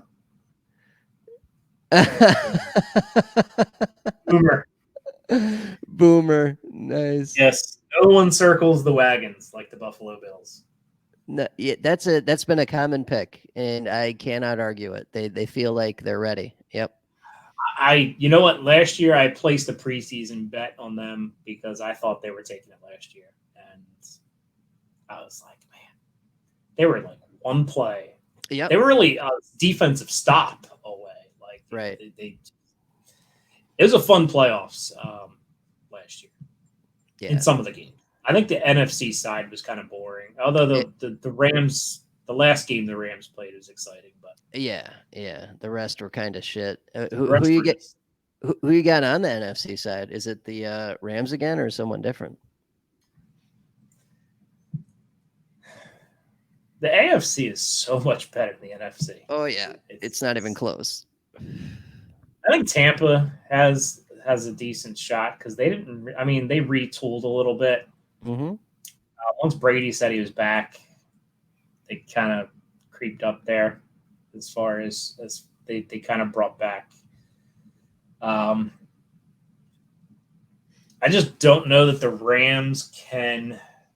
I mean, they still have some guys out. Like they lost Von Miller, who had some big plays for them in the playoffs. Beckham still not with them. They traded away Woods, so I mean their receiver room isn't really. They did sign. Who did they sign? Yeah, Allen Robinson, but yeah, it's not the same. It's definitely not the same. I think Allen Robinson will be a lot better with Stafford, Oh yeah, yeah, but yeah, it's so hard to get back after winning the Super Bowl. Like yep, Tampa, I mean, had a lot of issues, and I mean they had more issues than that. I mean, you look at the NFC. I mean, Tampa, Dallas, Green Bay, and LA are really the teams to beat. yeah. And Dallas is shit whenever it comes down to playing a good, like a real team, Yeah, and Green Bay just lost all their weapons, or their only weapon, really. So yeah, yeah, they're. I want to say they're, but I mean they'll get beat by like San Francisco again because right. they can't. It'll be something random, Because, but they'll win 13 games before that. yeah, they'll go So. 14-2 or 14-3 and get beat by like the Cardinals in the first round or something. Now there's 7 teams in the playoffs. It's just like It's weird. half the Yeah. league makes it. Like you don't have to be that good to make it. Yeah. That's true. That's true. How about okay, so before we shift gears here, who would be on your Mount Rushmore for IDP grades if you got four I people to got put four. on your Mount Rushmore? Who would you put on there? I got four. Um, I think I'd have to go in kind of almost generationally. I'd have to go with I think Ray Lewis way back in the day. I Yeah. want to say London Fletcher, but I'll give it to Ray Lewis because Ray Lewis, the guy who had Ray Lewis, dominated. Um, I creeping up a bit. I'd have to say Luke Kuechly. Uh, he's it's a shame concussions happen. Yeah. Yep. Uh, Modern era here, I'd probably go Darius Leonard. And I think if I had to add one more, I'd probably say Patrick Willis. Oh, okay. All linebackers too, huh? And that's because that's how I build my teams. Is Patrick Willis was probably I know he's a 49er, but he's a sentimental favorite of mine because Yep. championship week, his pick six on a Monday night football game won me a ship. So he definitely holds a special place for me. Yeah. Making a big play and winning me a ship helps. There's some honorable mentions. I could have been the homer and put Bobby Wagner up there instead of Kuechly, but I think IDP wise, Kuechly was a little better than him. Yeah. Yeah, a little bit. Yeah. I think Wagner's longevity has been better, obviously, because Kuechly's 3 years out of the league now? Yeah. Something Yeah. like 3 years, yeah. I thought about JJ Watt, but I was like, he's had a few seasons since he's been good. So Yeah. Yeah. and like Aaron Donald, I don't think IDP wise, it depends on your score. Like if you have a high DT premium where you're like, getting like 20 points for a sack, then maybe you put them up there. But off of like basic scoring, I think you go with your money position, inside linebacker. Yeah, it's a good list. I don't think you could argue with the list. It's a good list. All right, we're gonna shift gears into the wacky questions here. So we covered the movies and the TV, but if you won the lotto tomorrow, what would you do? Boring wise, I'd pay off my mortgage and all that stuff. I like my house. I don't know that I'd buy another house. I'd probably buy like a flashy car or something like that. Yeah, gotta. Um, the boring answers, put money away for your kids' college and stuff like that, the responsible thing to do. But I'd probably buy myself a nicer car. My Honda Civic's nice, but it's not. It's not a Ferrari. Yeah. Yeah. All right. Well, just all responsible answers. Okay, I like that. I mean, like I said, I like my house. I'd probably get a new kitchen installed and stuff like that. Yeah, upgrades. Upgrades to the house. Although I don't know. I'd buy the water company next door and make them cut the ivy down on the fence. I spend half my summer trimming back. That's funny. Yeah.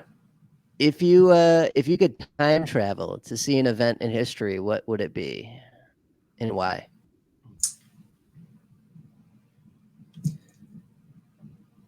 Thought about this one a little bit, and I think I'd want to sit in, and this might be the boring history teacher in me, but I think I'd want to sit in on the Constitutional Convention.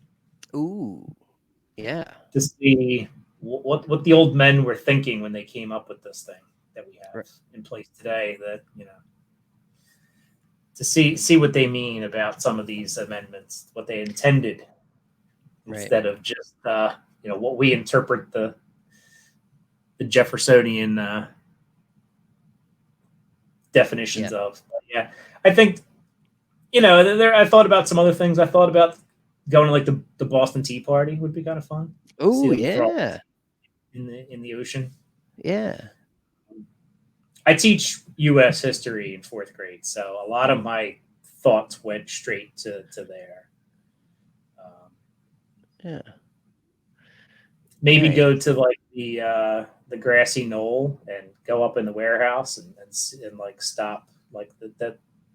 I don't know if you ever watched that series on Hulu, 11/27/63. Yeah. Oh yeah. Pretty good series. Real good series. My dad was a big JFK, analysis guy, so he,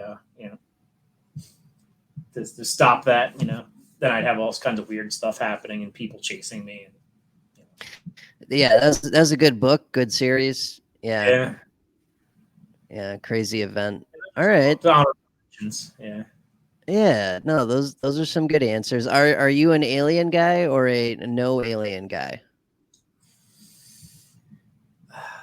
I debate this back and forth because, I mean, we have a book at school that shows evidence that water was on Mars at one time. So, I mean, they could have. The thing about it is, like, is there really,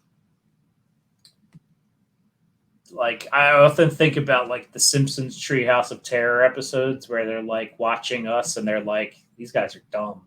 Right. And maybe that's why they just don't come here, because they're like, what the hell are they watching? Like, what are they arguing about now? Yeah, no, don't they know that we're Martians? We could just blow them up. I could see that, right? Because like we'd be like ants to them, Yeah, yeah, because I always picture like the Treehouse of Terror aliens, like the big giant heads, big eyes, and stuff. So yeah, or like the Twilight Zone aliens. I picture those too. Yeah. All right. So on the fence on it, or if you had to make a call, what do you think? somewhere there has to be.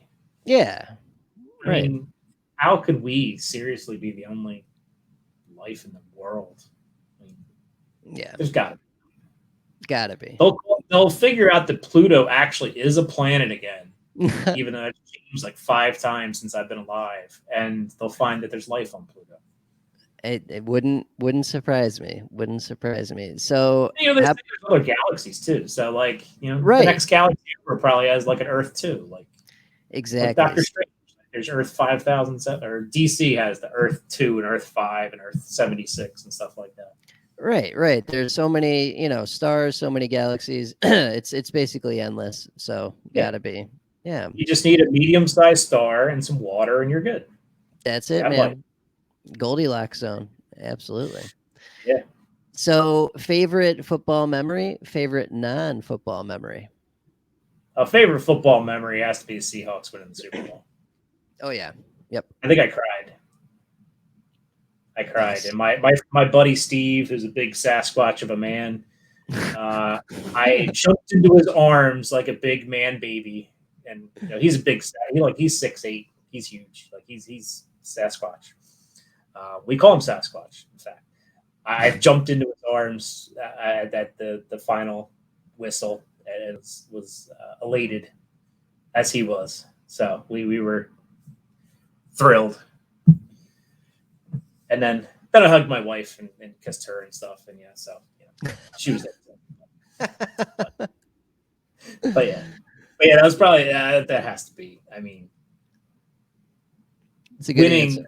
Winning fantasy championships come a close second, but when your team wins, you'll never forget it. Like, right. So, but yeah, I remember I blew so much money that year on Seahawks gear. I think I have all sorts of cups and stuff and shirts and all sorts of crap. But got to take advantage, right? Yeah, and then I thought they were going to win the following year, and then, fucking Patriots. Yeah. The one time Pete Carroll doesn't run the goddamn ball. Yeah, oh yeah, figures, right? Yeah. Yeah. What about non-football? Non-football,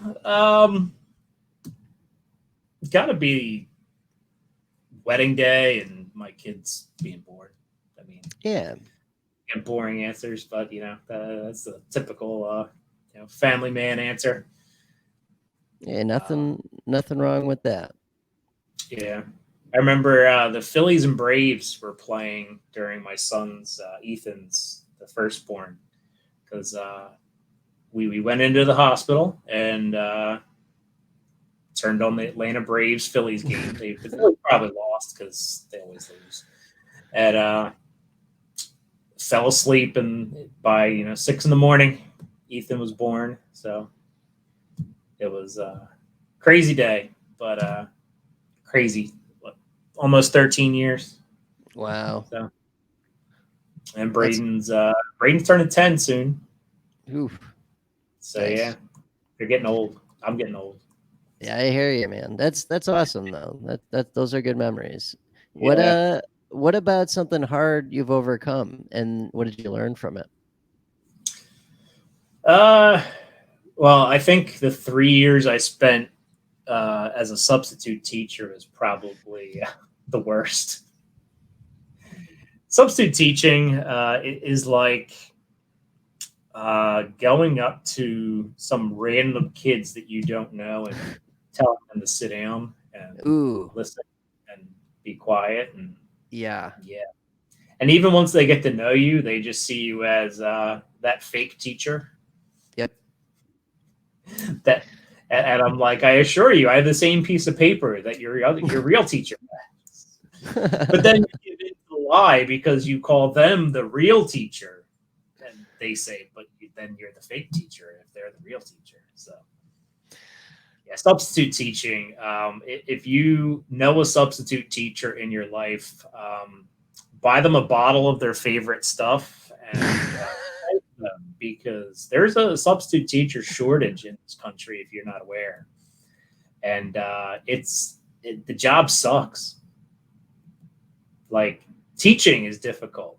Just imagine having the kids with zero, like the kids have a little respect for their regular teacher. They have zero for that weird woman or dude that comes in and tries to tell them to be quiet, sit down, and this is what your teacher told you to do. Yep. So yeah, getting a job was probably the biggest struggle because I was terrible as a sub. I mean, looking back on myself, I did all the wrong things. Trying to yell over top of them instead of using different strategies. But at the time, you're just like, sit down, and shut up, like, just do your work. Like, what's wrong with you? Right. And it's like when you were a kid, you had kids screw around in class, and it was what it was. So yeah, that was probably the biggest thing. I worked construction for a couple years actually out of college because I wanted to avoid substitute teaching. I just thought magically I was going to get a job. So I'd just show up and they'd hire me on the spot because it's great. And yeah, it doesn't work that way. So yeah, that was I mean the construction job I liked, but it wasn't something permanent. Right. That I couldn't do that today. Like, oh yeah, we dropped dead. Are you kidding me? Back Yeah. hurt, my head hurt. Like, yeah, there's no way. Nice. All right. Okay, last couple categories here. Hot water. So let's start with your favorite platform and why for fantasy. MFL. MFL? Nice. It's probably because I'm since day one of whatever MFL was before. I don't even know what it was called back then, but people complain about it being not user friendly and stuff. But I'm like, just learn it. Play a league. Right. Learn it. Like, I find Sleeper to be mind numbing. I can't find anything. Like, I know it's free and it's an app and everybody loves apps, but I mean, MFL has almost anything you could possibly want. You can even create Devi players. Like, why they can't just bring in college like some other websites do, I don't know. But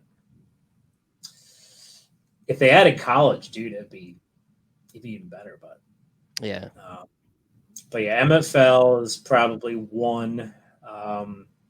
I still do a lot of Yahoo leagues. Yeah. So Yahoo is probably my number 2. ESPN, the only thing and this is going back to like me before Red Zone was readily available and things, the ESPN stat tracker was how I used to meticulously look at who got tackles on plays. So I would sit there and stare at the computer and my TV practically at the same time, looking at who got every tackle, like in every game, pretty much, or games that I had guys going. So this was back before I was in 50 dynasty leagues. So, Right. Because yeah, even now, league, I'd look at my linebackers and see who's getting the tackles. And stuff. Yeah. So that was key, clutch, and it's not as good anymore. Because I tried this year, I think, looking at it, and I'm like, you know what, I'm just gonna. This year, my philosophy changed on keeping tabs on fantasy. So, yeah, they still have it. You're right. It's not as good, but you could still watch like the live plays as they happen, and in parentheses, like who had the tackle and stuff. So yeah. There's some elements of Sleeper I do like. I don't completely hate it, but I like the chat. It's integrated. That's a big help. I like the draft board. Their draft ADP and stuff is god awful. Oh yeah, it's dog shit. Yeah. Like when you're like if you're doing a rookie draft right after the draft, forget it.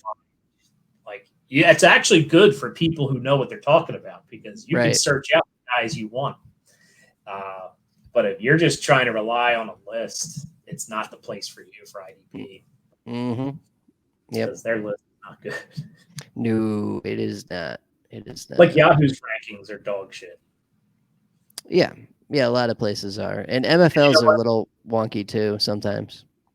And God help the sorry saps that auto draft on a Yahoo IDP league. Oh, you're toast. You're You're done. done. Yep. You're basically a waiver wire team at that point. You don't have a So chance. Yep. What's I think we we used to scream about that on the podcast for months. Like Yahoo, pay me, I'll do it for you. I'll right, rank. They never right. reached out. No, Nobody. no, they just don't care. They just don't care. So you mentioned this earlier. Are you typically a linebacker first guy, or does that ever change, or is that your normal MO for drafting? I know team need is kind of a no no, but um, I try to build my team. So if I need something, it'll change my strategy. Um, this year in particular, I went heavy offense early because there's not a lot of it. So Yeah. I got to get my guys there, and then I can always find somebody on defense. It depends on team construction at this point. I've stopped doing startups because I'm a I don't want to say I'm a recovering addict, but because I quit and I didn't quit, but I stopped adding new leagues. So because I'm not just gonna be one of those people that joins a startup and quits 5 leagues because I want to do a startup because Right. And we got redraft, so we'll get that. We'll scratch that itch. when I redraft and things like that, I worry about drafting. But in a draft, like a redraft league, I'm looking at scoring and seeing that way. I'm probably a defensive end guy because there's so little of them that I got to get one guy that can sack somebody or Yeah. put up some. So I think I go more DN. Like in this draft class, I'm looking at Hutchinson. I'm not paying up for Lloyd, but Lloyd's been going first in most defensive drafts. So I'm going with Hutchinson. Walker, for some reason, was like a third or fourth round pick in a lot of my rookie drafts. Yeah, he's getting totally disrespected. Well, Which when he was a D tackle, nobody wanted him, and I'm like, they're going to move him to DN, right? Like, yeah, it's going to happen. He's an edge guy. He's not going to be a defensive tackle. So I got him real late in one league, and Maffei's probably the last guy on the list that Johnson that went to the Jets is a guy. I don't think I've gotten him at all because I think as soon as one of those guys go, they start a run. yeah.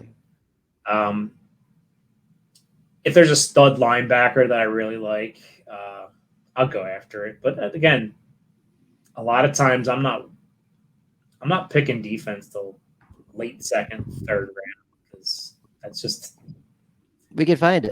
Yeah, I feel confident that I can find them. And normally, the first 3 weeks of the season, somebody comes out of nowhere that if you can get your hands on them, you're golden. So right. If not, wait for injuries. You'll be fine. Yeah, injuries, yeah, I feel like I have enough depth on my teams that the teams I built, I've gotten guys, Leonard I drafted the hell out of, so I have him on like every league that I pretty much have defense on, unless somebody beat me to it. So I have him in so many leagues. He's been a cornerstone. So I really haven't had to worry about linebacker much. I did get some people were mad at the position changes, but I don't mind Max Crosby jumping back the linebacker in one of my leagues because I was like, I needed a linebacker more than a defensive end in this league. So I got it. Now I got He might yeah. not put up his linebacker, but It'll even out. Yeah, I think and people put a lot of stock in that, and you need players. You need 11 players in most of my leagues, at least, that can play. If you're in a shallow league, it doesn't matter. Like, pick your 2 linebackers, and if you're only starting 4 or whatever. Yeah. But yeah, Yeah. it depends on the class. It depends on the player. Yeah. I think when I was What's that? scouting, I fell in love with players like Mm. Darius Leonard and stuff like that. So I didn't do as much scouting this year. I kind of relied on reading other people's opinions. But Yeah, that's okay. That's what it's there for. What are while we're talking about this, what are your thoughts on fantasy Twitter? I mean, you're not spending as much time there, but back when you used to be on a lot, what were your takeaways? The good, the bad, the ugly. remind me a lot of high school. You had your popular kids that everybody fawned over, and a lot of them were just popular because I don't know, they were funny or tried to be funny, or I don't know. It's a popularity contest, I think, on Twitter. Some of the best people that know their stuff don't have like tons of followers because they may not be able to make a funny video about it or something like that. So I don't know. I'm not going to name any names, but there's a lot of tools out there. I hear There's a you, lot. but there's good though too, right? That's how you met Hollywood. That's Yeah, there are. I shouldn't say all of them are, but yeah, it's you got to find the people who consistently have opinions that can tell you why. And I'm not the best case for that because, like I told you earlier, a lot of my stuff is feel. It's just gut. It's just I see stats and I can make a move. Um, for my own team. I may not ever recommend making those moves for other people, but it's different. But there are a lot of people, meeting you guys, IDP guys and stuff, and things were definitely positives. And there's a lot of good positive interactions I've had on Twitter. Um, I just look at it now. It seems like this year it's just maybe I'm just negative and on social media as a whole Yeah. because I just look at it. I'm like, It's it's too much. it's a dumpster fire. I don't see any of it. I've blocked and muted and all of it away. I don't see any of it. It's beautiful. Yeah, I scroll and I kind of laugh, and now that I'm not really, I guess, involved like as much, like I'm not trying to promote stuff, and like I don't look at like numbers and retweet numbers and stuff like that. I don't care anymore. Like it's not any of my concern. Like, but like I look at some of the stuff that people are like liking and fawning over, and I'm like, we're in high school. Like Yep. it's high school.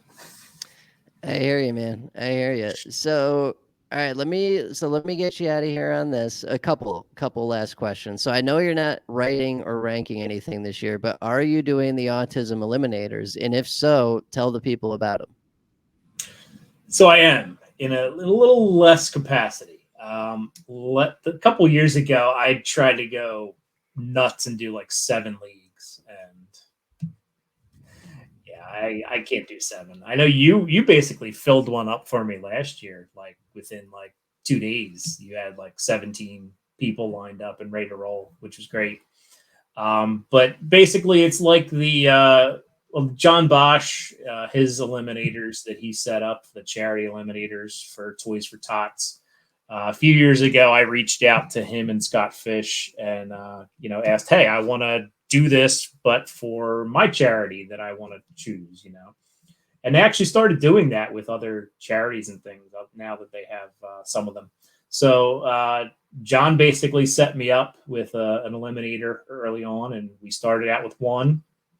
I guess it was like 4 years ago. Raised some money for Autism Speaks. Then the next year, as I typically do, went a little overboard and went for 7.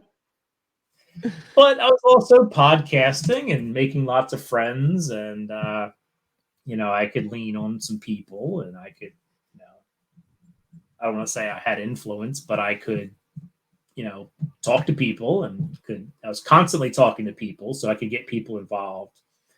I had a platform of, hundreds of downloads a week or whatever, So, it's easier to get people involved. So, I still pick on people like you and like Beastie and J Mike and it's people. If you're on fantasy Twitter, you know of them. Like, hey, I want to do this fantasy thing, this charity thing. So, if you're not familiar with the Eliminators, it's like a cut league. You get cut somebody lowest score gets cut every week. It's best ball, no lineups, which is wonderful. I think we're gonna do 2 this year.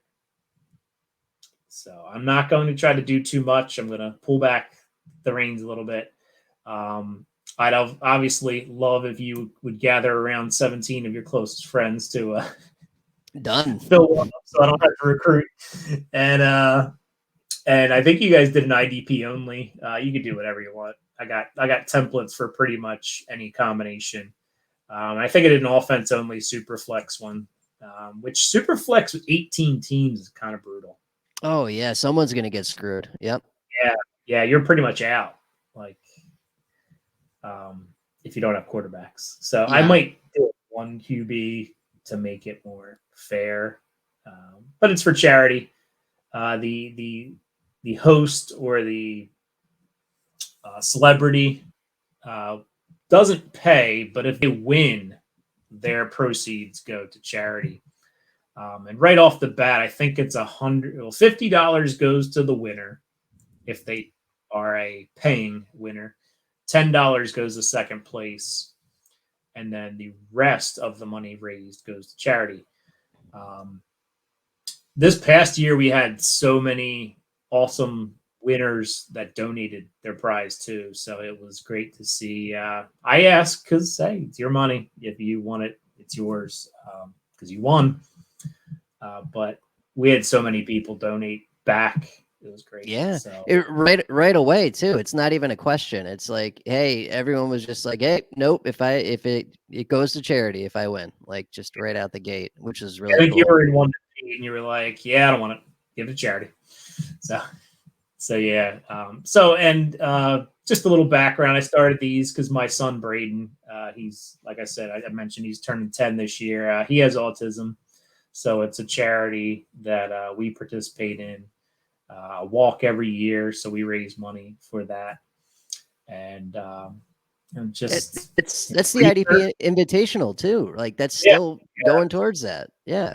Yeah, that was another idea of mine. The idea part, and then I said, "Here, Nate, it's all yours." Because I'm an idea guy. I'm not much on follow through. So I was a little more involved the first year, but then last year I don't even think I signed up last year. Nate was like, "Well, you should this year," because he was like, we used Fantrax. Right, and we used Fantrax last year, and it was not great. So we're going back to MFL, and we're doing true position. So you should absolutely be in this year. Yes, I will actually fill out the form this year. Good. Nate for letting me in, even though I overlooked that small detail. I did get actually. It's funny because I got an SFB 12 invite. Ooh. And I don't even remember signing up. In fact, my sign up says IDP Nation /IDP guys. And I'm like, when did I sign up for that? Because I stopped writing ages ago. Yeah. Right. So, but yeah, I was excited. I'm like, well, maybe I should. I mean, I kind of am affiliated with IDP. I mean, I'm an IDP guy for life, but I kind of am with IDP Nation, I guess, in the background. But yeah, you're alumni forever. You get It's like graduating from college. You're always alumni weekend. You're always welcome back. So absolutely. All right, man. So last question, then we'll get you out of here. I know we're closing in on probably both our bedtimes. Do you believe that road rage is caused by someone needing to take a poop? It depends, because if you're flying down the highway and somebody gets in your way and blocks you in, then yes, maybe. Because then you're like, I'm going to poop myself if I don't get around you and get home. But yeah, it's funny because I have a long commute home. Not that I've ever pooped myself, but sometimes I've had to go to the bathroom, like, and I'm like, I need to find a Wawa. Where's a Wawa? Because I'm like, I got like my giant jug of water, and I'm like sitting in traffic chugging water, and I'm like, that was a bad idea. But yeah. All right, good stuff. I'm taking an informal poll on that question. That's why it's the last question. Okay. Yeah. I mean, there was a road rage incident about a half hour away from me today, ironically, to bring up that question. Yes. Oh wow, it's more and more common. Guy probably had to go poo. Probably. Yep. All right. Well, thank you, sir. I appreciate it. On Twitter, he is at SeahawksDan8. He, is basically founding father of IDP Twitter, one of member of IDP Guys, Dynasty Football Factory, IDP Nation, IDP Edge Crushers, writer, ranker. This is Dan Cook. Dan, thank you for coming on, sir. Thanks for having me. It's good to get the microphone. I had to dig it out of the pile of stuff that was on my desk here. Hollywood's probably like, you went on that podcast, but you can't come home for a week here. But He'll live. I'll get an earful from him. He'll start crying. All right. Well, thanks, buddy. Have a good rest of the weekend. We'll see you guys all next Monday at 7. Have a good week. Take care.